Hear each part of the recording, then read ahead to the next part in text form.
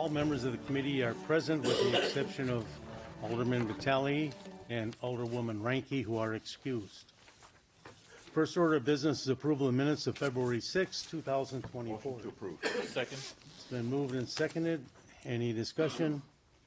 All in favor? Aye. Opposed? Carried. Then we have a resolution to establish a multiple municipal local health department called the Southwest Suburban Health Department jointly with the City of Greenfield. Bob, are you going to be filling us in on this, or Rebecca? Both of us are going to Jason, tag or- team. Know. We originally talked with the council at the committee of the whole in September, I believe, and then we have recently had discussions at the public safety committee regarding the joint health department.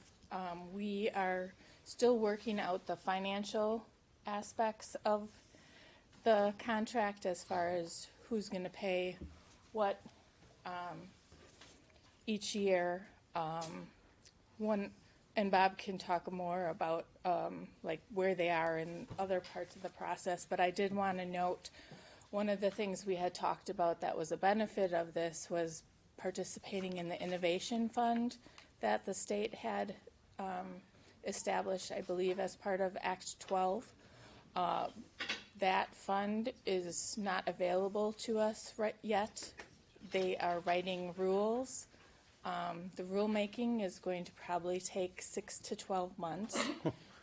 It's my understanding from what we've been told by the League of Wisconsin Municipalities that if you have done an innovation prior to the rules, you don't get to partake in, or you don't get to apply for the innovation fund. So just to let you know that that would not be part of this should we move forward on this shortly. However, I'm confident we can find some other opportunities for innovation later with other municipalities. So I just felt the obligation to tell you that at this time. But as far as the other things that you're working on with them, getting... Yeah, pretty much status quo. We still maintain our service agreement with them, at least for the remainder of this year, which in effect just allows us to continue to support their services. We are helping to onboard some of their vacancies, so we have actually helped to recruit a couple positions, one being a public health nurse as well as environmentalist. We're also training those staff because we are really the only adjacent and capable health department to do that. And so we've put through a couple employees to this point, but then we are also trying to facilitate a process and spend some time in Greenfield with some of our staff just to assure that they are providing best practice and the nurses are able to actually do what they're trained to do, and as well as the environmentalists who has been trained by us. And so shortly we will have environmental staff spend a little bit of time down there really just doing some observation. Otherwise, it's, yeah, again, for the most part, business as usual, and really just really in large part just because of the service agreement that we have with them. I maintain close contact with their human services director, and then as well speak periodically with their other city leadership just in terms of the status of things. But I do know that they are still very motivated for this to happen, and so I believe it's actually on their council agenda tonight to review the agreements as well. Okay, good. Anything further on that item? No. Then we'll move on to item 3, which is the new public works facility update. Melinda. Yes. Okay, good. Thank you. Just wanted to provide a brief update on where we are in the building project. We're out for bids. We've had a pre-bid meeting. That it was well attended. We had 34 different people representing 29 different companies attend that meeting. So it was a great showing. We have 5 prime bidders signed up to bid for this project, which is great. We're really excited about that competition. Lots of subcontractors. We've issued 2 addendums so far, with a third coming tomorrow, but we'd rather get it out ahead rather than after we've signed all the contracts and then it costs us more money in the long run. So we're doing a great job at our due diligence. Our second bid for the hauling and the environmental aspects is also out for contractors to bid on. We have 4 prime contractors ready for that one as well. So we're really moving along. We will be opening bids for both those projects next week, Wednesday. It's a public bid opening. You can all attend if you want. The building portion, the main project, will be open at 2 p.m. and then the hauling contract will be open at 3 p.m. And then we'll be bringing those results to the Common Council on the 19th for action. And that's all I have. Good. Any questions or? Anyone have any questions? No? Okay, thank you. Thank you. And that leads us right into the next Right, it's a good item on the segue. agenda, which is discussion of future opportunities for location of city hall operations and services. It's a little long title, but I was trying not to make anyone upset or start rumors. But basically, when we had the McKinstry study of all of our buildings, I believe that was in 2017, City Hall was one of the top ones that was in need of a lot of maintenance and repair. Public Works obviously was the first, so we are well underway with that project. As part of that, we are having people that are currently in this building move to the Public Works facility. So there's engineering and IT, so the workforce that's here will be diminished even more. So just wanted to provide some information for maybe future planning and thought processes into possible what we could do with the service delivery at City Hall. So I just put together some data regarding that. So after Public Works has opened the new facility, there'll be a 33% reduction in staff at City Hall. That includes 14 people that we've already eliminated. So there'll be about 83 people remaining. Roughly half of those people maybe they do a hybrid work, so they work from home some days, but they also are in the office. In 2019, the net present value of the repairs needed for City Hall was $11.5 million. Some of the pressing repairs are the skylight.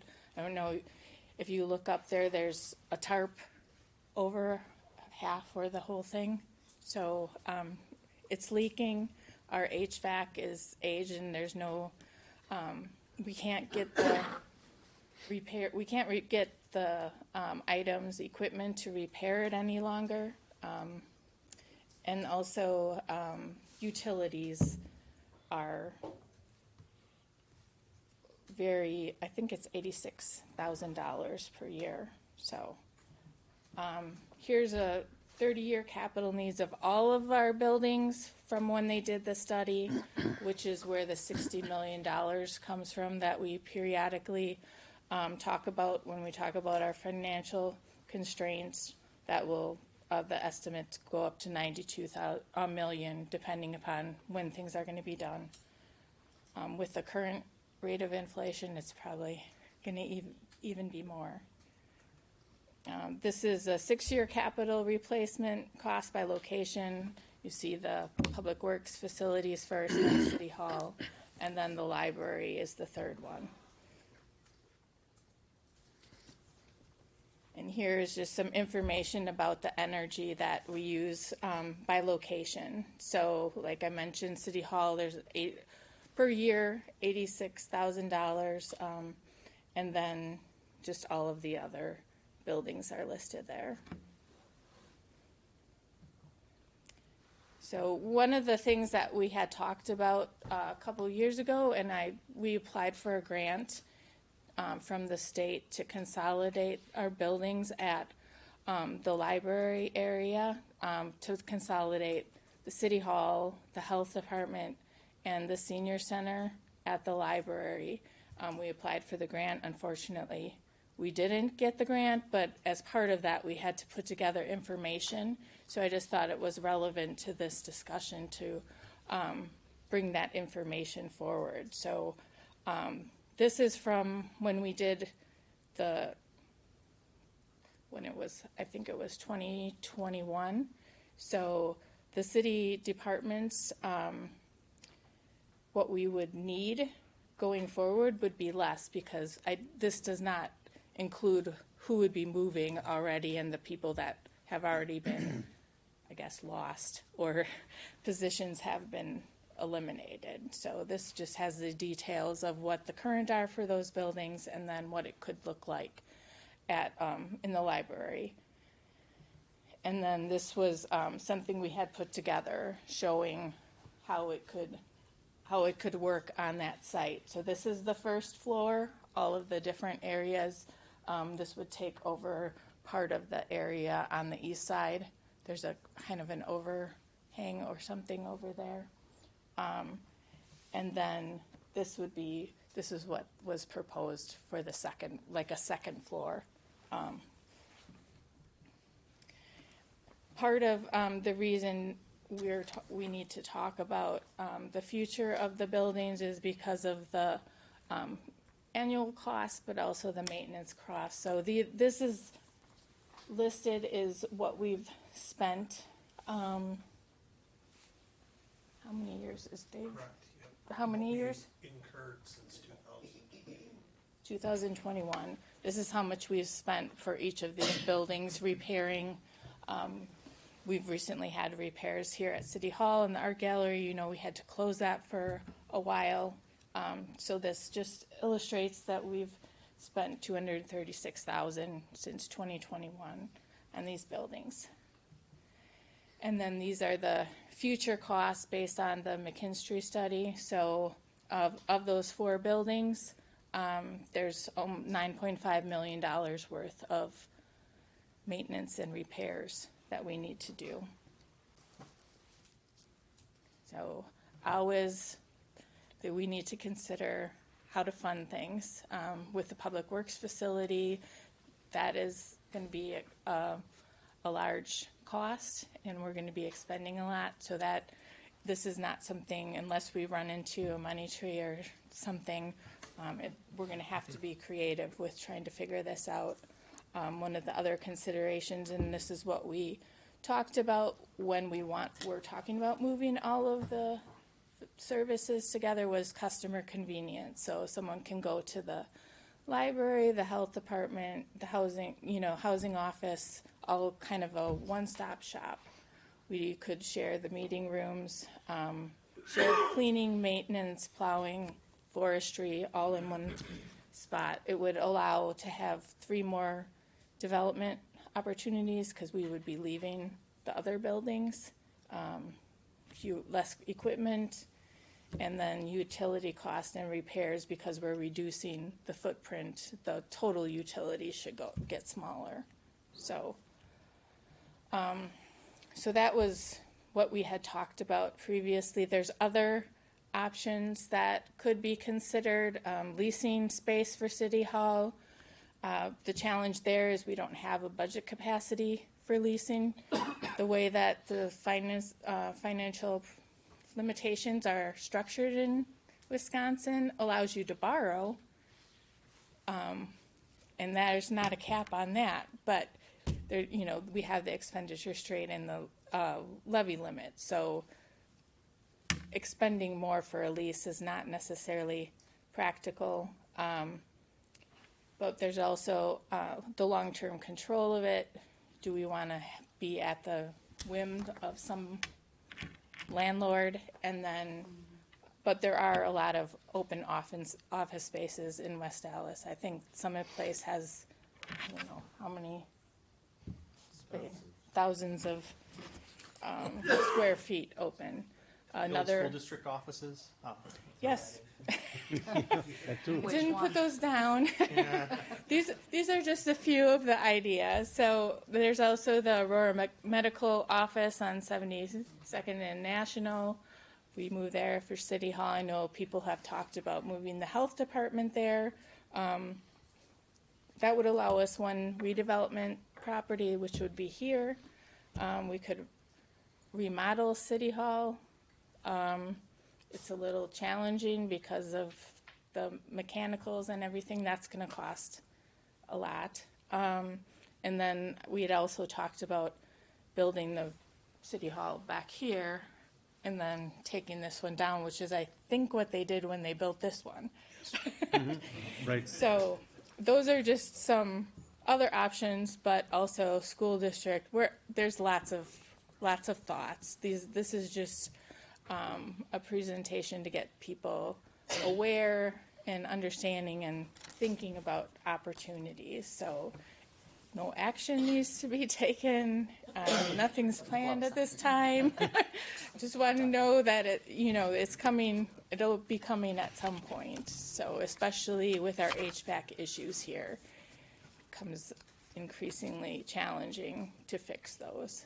So I think this is absolutely an opportune time to start thinking about that, planning ahead for the future once this building gets reduced in employees when the public works facility is completed a couple of years from now. So it's not that far away. It sounds, a couple of years sounds like a long time, but it isn't. No. It's going to go fast, and so it's good to start planning ahead of time and looking for any opportunities that might arise in the next 2 years that you might be able to take advantage of. Anything else on this subject? If not, is there a motion to adjourn? Motion to adjourn. Second. All in favor? Aye. Opposed? Carried. Okay.